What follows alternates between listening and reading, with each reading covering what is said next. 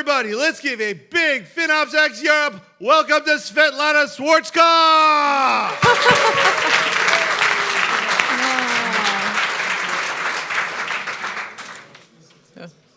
Okay, so I can start. Oh, okay. I was thinking just, okay, what's happening now?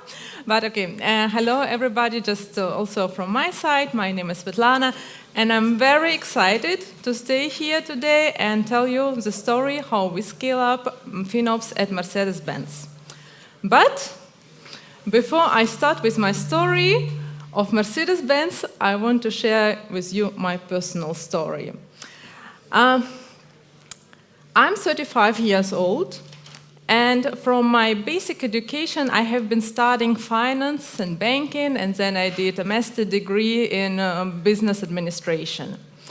And 10 years ago, I have joined Mercedes-Benz. That time, it was named Daimler, and I have joined the company within the sales department. It was wholesale, so I was responsible for several markets where we were selling the vehicles in huge numbers to different countries.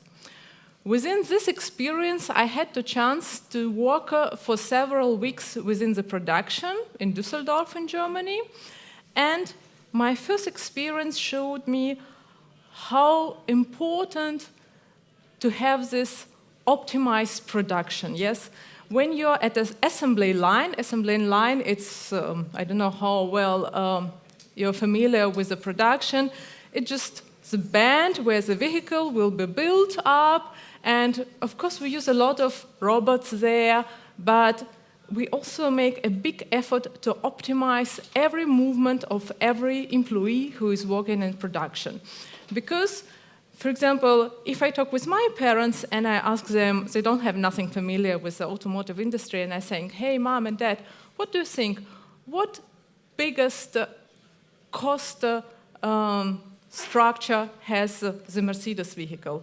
And my mom and dad, they will say, of course, the production brings the highest cost, and so that's why the vehicle is so expensive. And me studying all this business and finance, I understand, yes, the production it brings also the part of to the final cost of the product, but there are also a lot of another different elements that makes a big influence to the final price of the final product. My next experience, it was within the dealership in Luxembourg, and there I had an experience to understand, okay, how optimize and what is our sales process and also after sales. And here I was impressed again. I thought, wow, our sales process is also, it's so lean, it's so optimized already. You almost don't have any other influence point, yes, because we have very optimized IT structure, our salespeople, they're like just perfect. And after the whole sales process, when the vehicle comes back for the maintenance, we have extremely optimized repair shop. Even if the warehouse where you have the spare parts, you don't just save all spare parts that you need. Yes, there is a very complex algorithm behind, and so you just put in warehouse so many spare parts as you need. And that all experience made me realize even more transparent that all these components, they put a big influence to the final price of our vehicles. I told you before that I was working for the wholesale department, and I was participating in numerous negotiations with our partners, and I know that even single euros or dollar, it can make a big influence on your final sales volume. And after that, I have joined the connectivity department. Connectivity department, I don't know, if you're driving Mercedes, you have a Mercedes Me app, so you can connect via your cell phone to your vehicle. So you can see how much engine, like how many gasoline you have, you can start your engine using your app and so on. So that was my first point when I was connecting the IT world with the vehicle.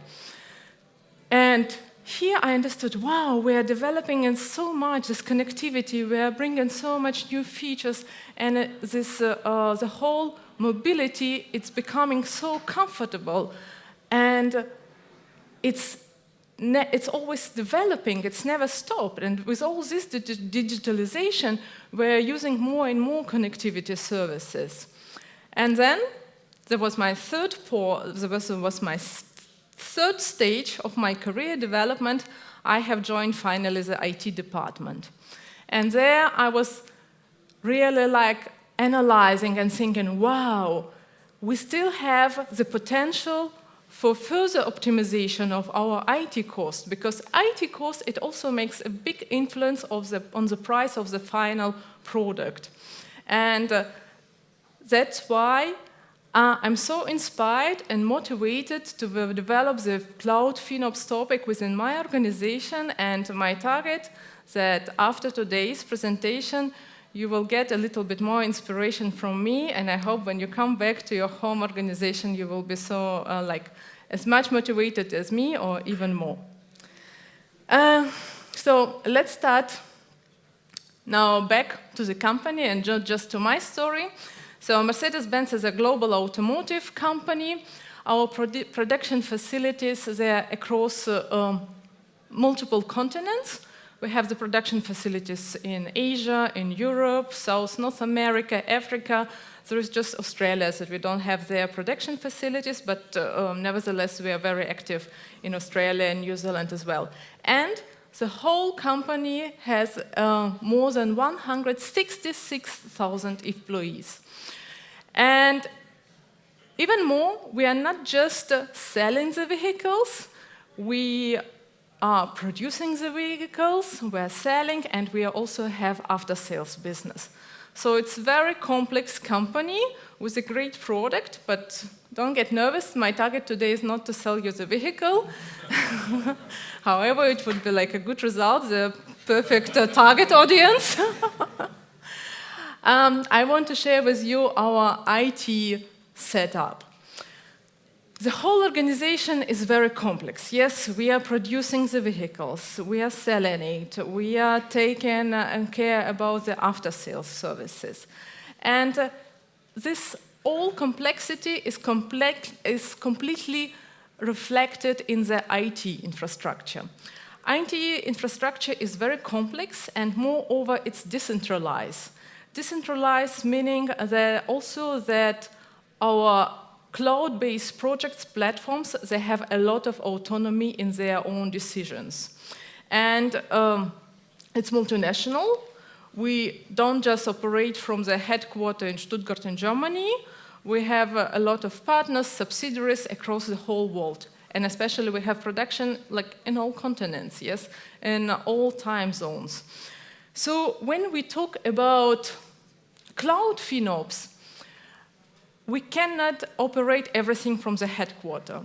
It would be my dream if I could say, okay, we switch off the resources at night, and we are triumphing, we have great results in Stuttgart, but at the same time, in the States, it can be the high peak sales, and the salesman who is selling now the Mercedes will have just a black screen because we switch off the resources.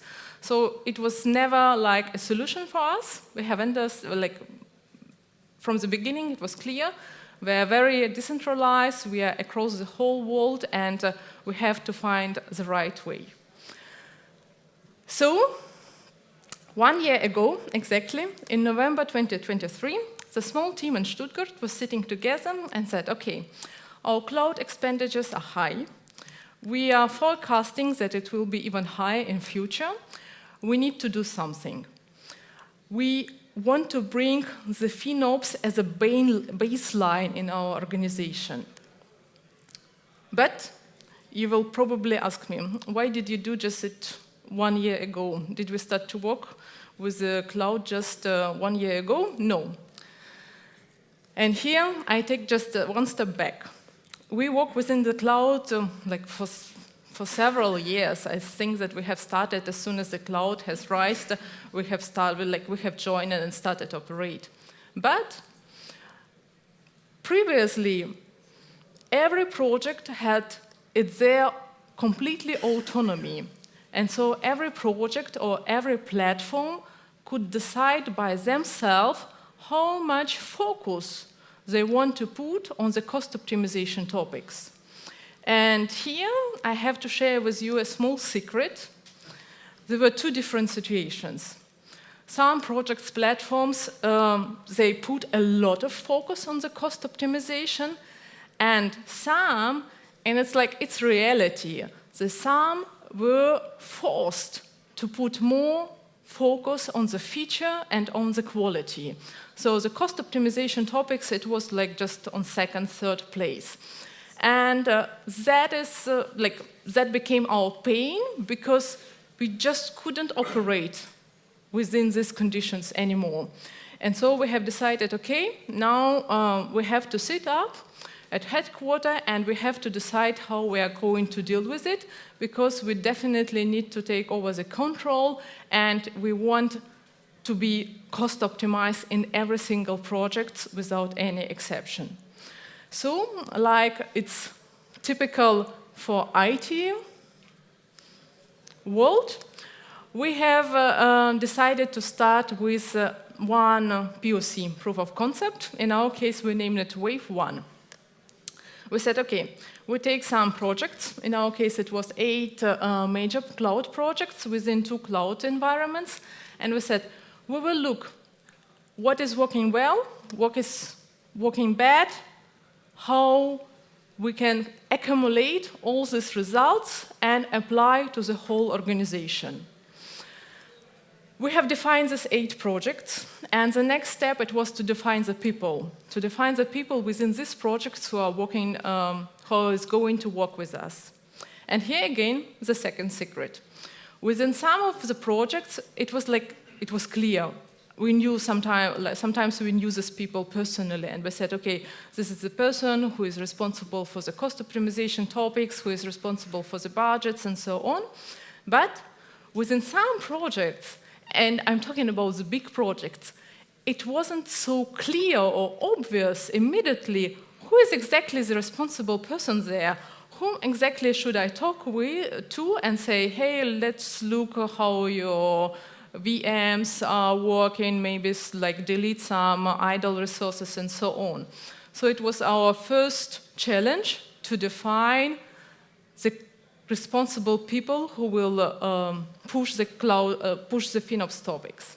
And here, thanks to our management, we have dealt with it very fast. And the next step, it was to meet with every project personally to analyze the cloud consumption, analyze what actions we can take to make this project more cost optimized.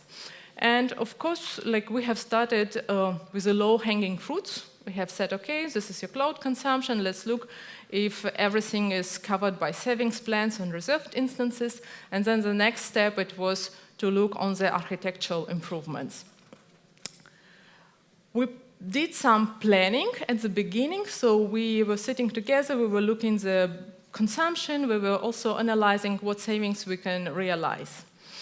And after that, several times, we met again. We were looking at the progress. We were looking, okay, what is working good, what is working bad.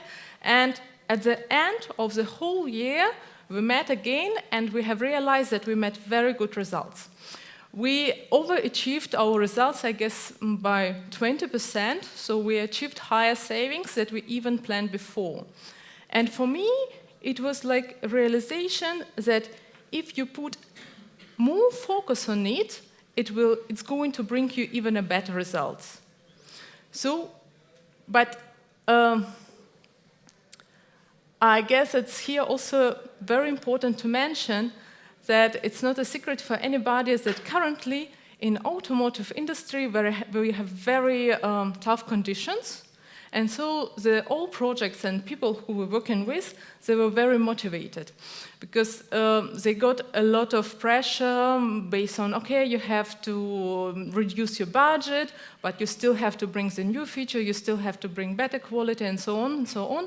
And everybody who we were working with were happy to cooperate, and they said, oh yes, please learn me, how should I buy reserved instances?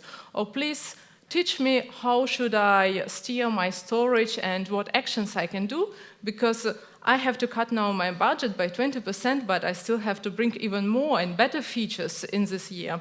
So, like, I think it was even our success point that because we were really at the right time and on the right place. So after the good results, we sat again together within the small team in Stuttgart, and we said, okay, now we have learned what was working good, what was working bad. We have now to adapt the strategy to the whole company. And I have to admit you, our company is 166,000 employees. It's a lot. And we are talking about different processes. We are talking about multiple cloud providers. We are not just working with one. And our project numbers, it's like 4-digit, yes? We are not talking about 100 projects. It's a 4-digit number. And then we said, okay, how we can bring all these principles to the whole organization and ensure that we just don't cover now immediate savings. We want to ensure that we have very solid and cost-optimized future. And this what we have decided. We said, okay, people is very important contributor. And we said, okay, we have to define the FinOps ambassador, or you can name it multiplicator. In our case, we name it FinOps owner. We have defined FinOps owner within every platform, big department, or the set of the projects. And these people, their main responsibility is to bring all FinOps strategies, monitor budgets, set alerts, and bring these cost-optimizing actions to the life. The second strategy, the second responsibility of these people to talk with developers, to talk with the product owners, and identify what cost optimization topics we still should cover. But the concept is looking good on paper. I guess it's not a surprise for anybody, and even the bigger concepts, it's always looking good on paper. We met several difficulties. We met several challenges with this. And the first one, the organization is big. It's across the whole world. And everybody was understanding their responsibilities a little bit different. And our first task, it was, okay, we have to document it and we have to describe it as good as possible so that for everybody it would be, again, a baseline and a good understanding what is expected from this role. The second challenge, as soon as we define the people and the people know their responsibilities, but they have to know how they can bring, how they have worked this responsibility out, yes? And it was again training. Here again, it's like it can be two absolutely different situations.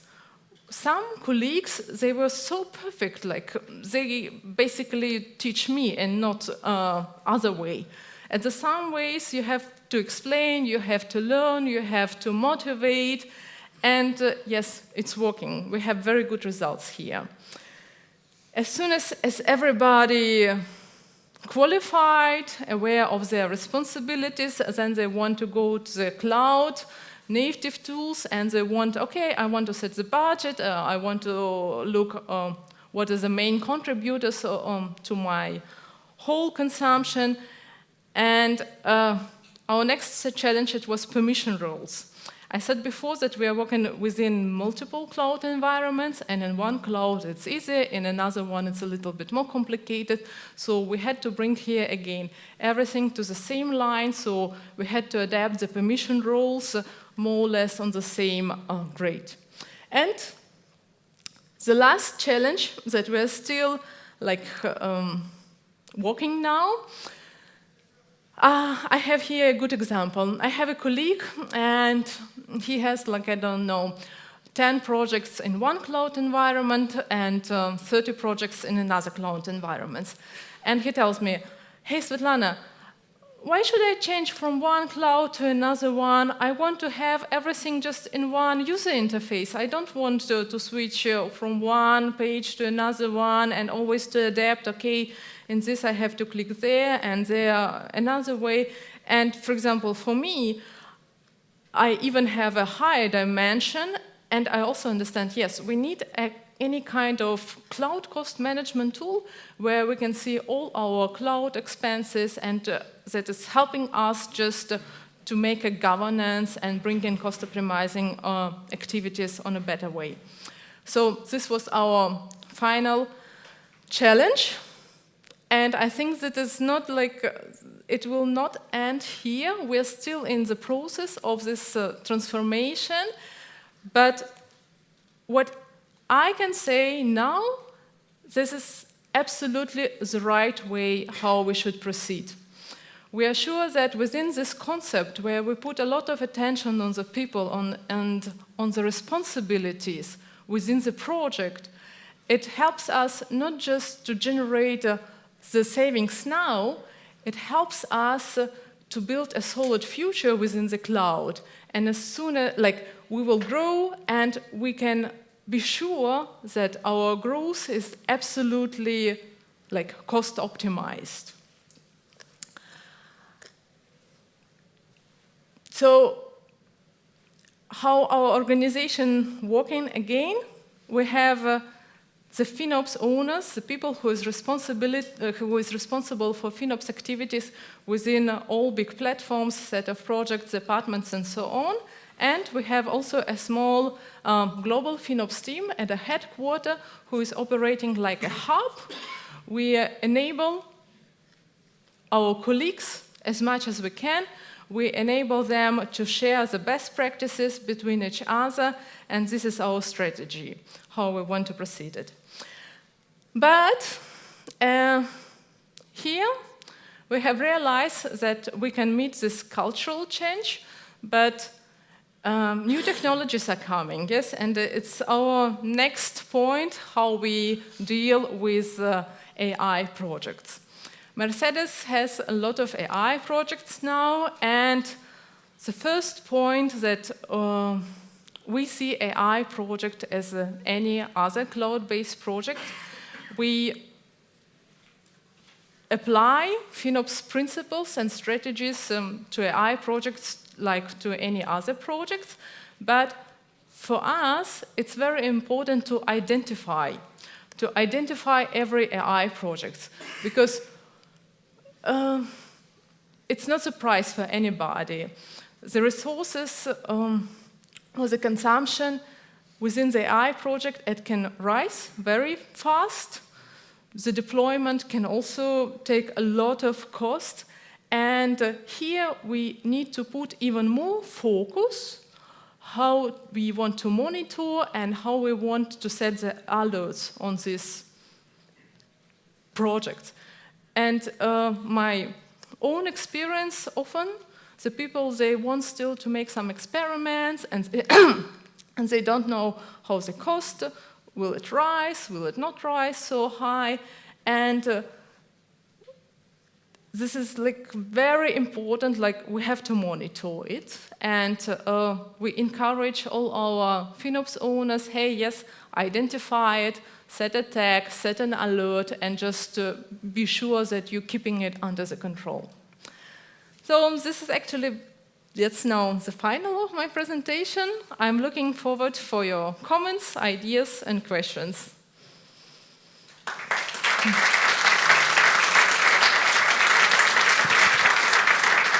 All right, everybody. You've all broken the room. Congratulations. I can't get to the catch box, so we're not going to throw this microphone. We are going to just kindly hand it to each other. Vesa, I'm going to give it to you first. Thanks for the presentation. Regarding the AI services which you are using, are you utilizing any kill switches in the background, meaning if it hits a certain queue, that it shuts down? Oh, honestly to say, I'm not so deep in this topic, but I'm sure my colleagues, they're dealing with it. Thank you. Thank you. Can you pass? Hiya, how you doing? Just a quick question. Well, it's actually two. One, just expanding on what permission roles are and what you mean by that. That's question one. The other one is just about leadership backing their understanding of FinOps and what you're trying to do do they give you autonomy to go and take on tasks and make meaningful change? Yes, and here I want to make, like to repeat the colleague who were participating at the keynotes, the good results, they open the doors. And it's also like, it plays good for our management. As soon as we bring good results, they say, okay, your hands are free, do it and bring me even better results. Okay, yeah. Actually, I'll go to you, and then I'll go to you. Thank you for the presentation. So I have a question. So when it comes to like the FinOps, you mentioned that there's FinOps owners in different departments. So I wanted to know if they're the ones that are responsible for like backtracking and creating the reports, or the central team is the one that create the reports and ensures that there's transparency within the organization. Do I understand from you? You're right. You're asking like how we are dealing with the reporting and. Is it like is it the responsibility of the FinOps owner, or is it like the responsibility of the central team? Yes. Look, in the perfect picture, I don't want to say that it's now already existing, like how we imagine. Yes. In the perfect picture, that the FinOps owners, they are responsible for gathering the whole results within their sphere of responsibility. It's like the consumption, savings, and further KPIs, and we are accumulating these results.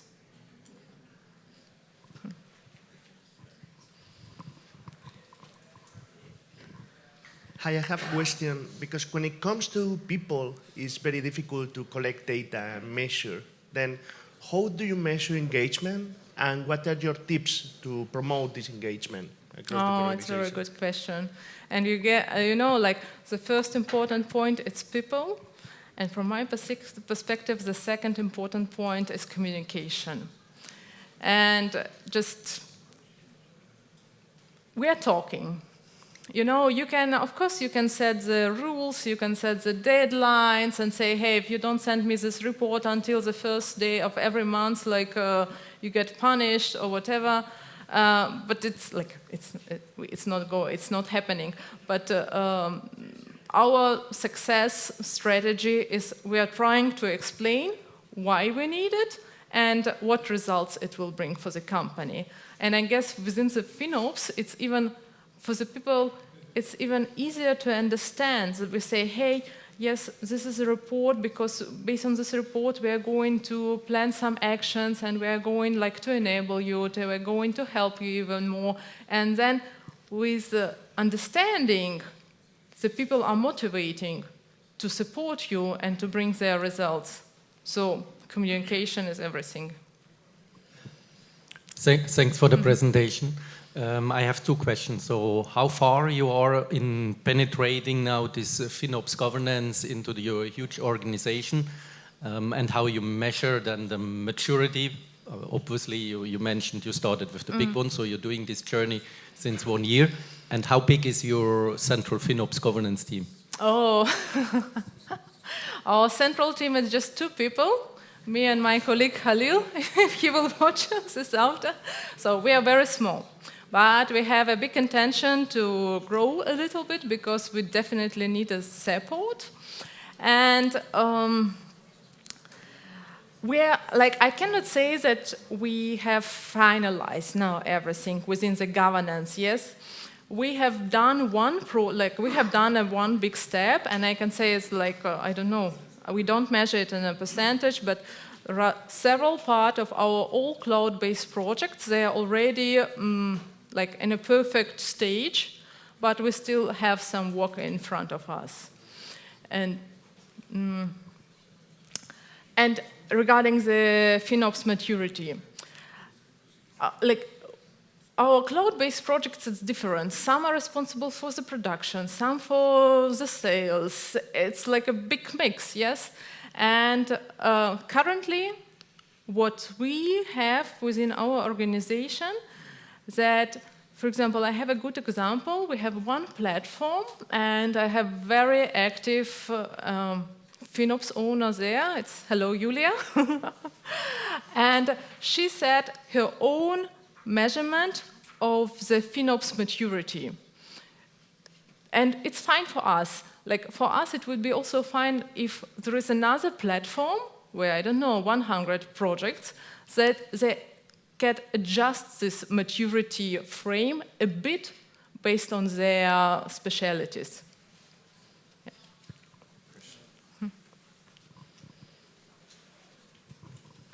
Thanks for your talk.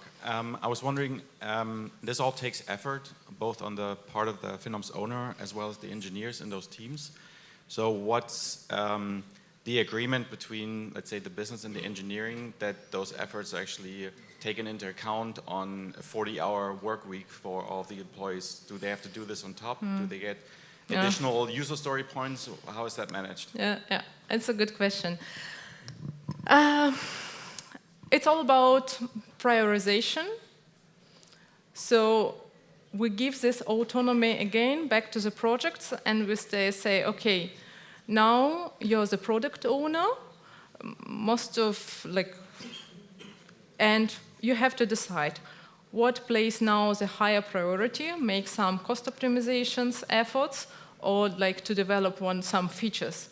And you know, it's again, some projects like, it's maybe sometimes there will be situations there when they say, okay, now our highest priority is develop the feature because like the competitors did it already, or just we want to be the first.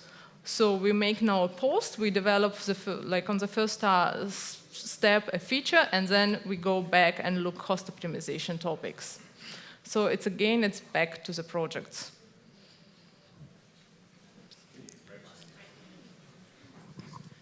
Hi, thank you for your talk. In one of your slides, you mentioned the word permissions. Could you elaborate on that, please? Pardon? There was a slide where you mentioned the word permissions. Yes. And I have an idea of what it might be, but I'm not sure if that's what you meant. Could you elaborate on that? Yes, sure. It's, as soon as you're working within the cloud, you can go, you can open, I don't know, any cloud environment, and there, based on your permission role, you can delete, you can buy something, and so on. And usually, in our organization, the product owner has a lot of permissions, and the FinOps owners, they don't have a permission to delete something, yes, because they are not allowed to delete like a prod environment. So we have defined that they have just a permission to buy some savings plans, to make some, to look the cost structure, and it helps again that the product owners, they are more motivated to give this FinOps permission role because they are sure that nothing will be deleted.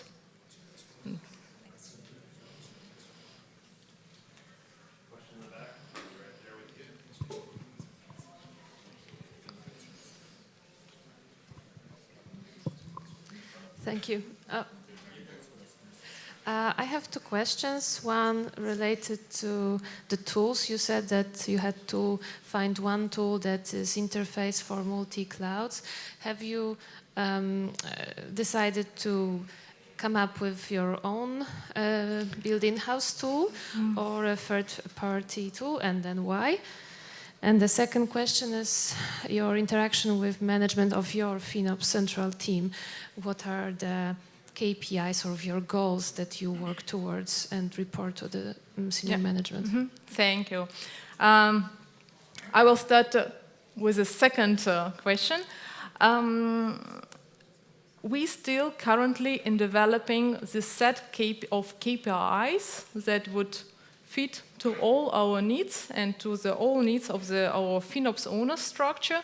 But now we were working with the main KPIs. It's savings. Yes, it's like cost optimized savings that we have achieved and that we are going to achieve. And it was more or less enough for our management.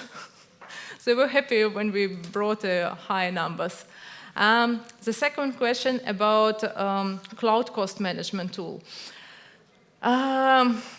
Actually, the last week we just had a meeting with my colleagues, with our management, where we have like my colleague, he has done a matrix where we have analyzed, okay, what advantage our own development of cost management tool can bring, or what advantage we have within the third company solution. We put everything on the paper, we calculated the costs a bit, and now our management is deciding what would fit to our company and to our company strategy the most. Do you have a preference? Can I go now? Somewhere deep in my heart, yes, I have. Okay. But I think that I'm not allowed to share it. Okay, so my question was, do you have an ambassador on every team, or did you set up a threshold to decide if you have this FinOps role within each team? Can you please repeat? I didn't get the beginning of your So question. you mentioned in your presentation you have like an ambassador, FinOps representative on each team. Do you actually have one on each team, or did you set up a threshold? Because I can imagine a lot of problems. I understand. Look, we have a 4-digit number of platforms, projects, and so on. It's huge. I have sometimes an Excel list, and I'm tired to scroll it down, and it's one cloud, another cloud, and so on and so on. And our strategy was, we said, okay,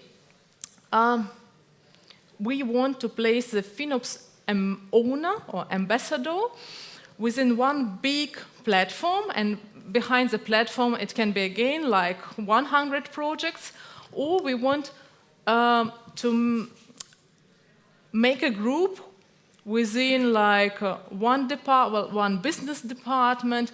We want to how you name it? We want to make groups, yes? And our target, it was like we don't want to have more than 40 FinOps owners for the whole organization. And we have always to mix the projects. Yeah.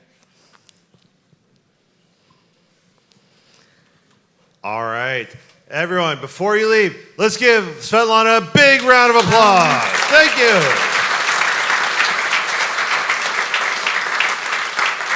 Thanks for watching.